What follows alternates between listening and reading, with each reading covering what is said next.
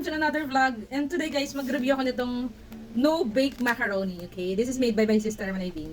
So, bumili ako ng isa. Tapos ito guys, yung kasaba cake na ginawa ko. So, titikman natin, huhusgahan natin yung lasa, okay? So,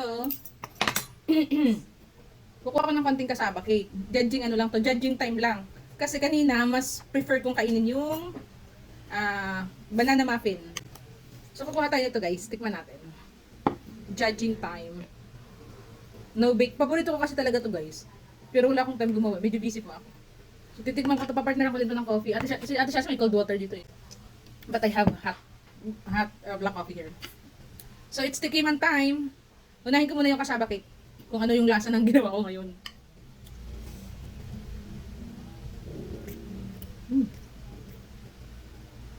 Sakto lang. Hindi siya masyadong matamis.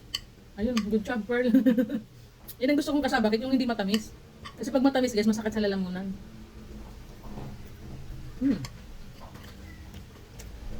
Naalala ko dati, parang nakagawa ako dati ng sobrang tamis na kasaba. Or nakabili, parang ganun, yung ganda ng lutuan. Ang tamis. Ay, oo. Nung nag-birthday si Shasha, may in-orderan kami ng kasaba cake kasi dati hindi pa ako gumagawa eh. Pero marunong ako gumawa, pero umorder ako. Ang tamis, pakatamis. Hindi na ako umulit doon kasi sobrang tamis talaga.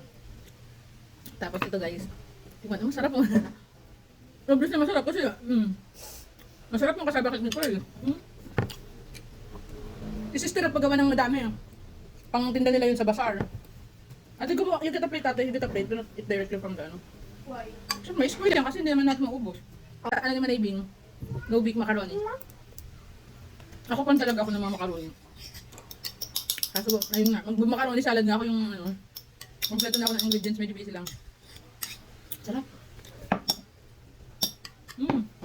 Masarap siya guys.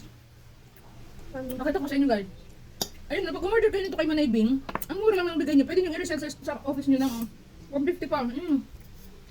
Masarap talaga siya, in fairness. Ang i-resell ko online yun, 150 or 149. Dati sana gusto niya din yun. Ano itong white? White sauce. Mary?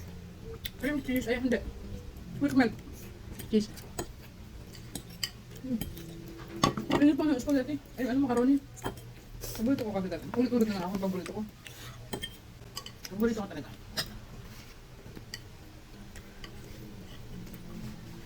So, masarap.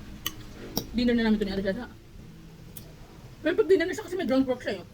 Ano yung ground pork? Ang galing ng baboy, pork. Ah, pork. Alamang. Diba? May dessert, nauna na yung dessert ko na yun ko na.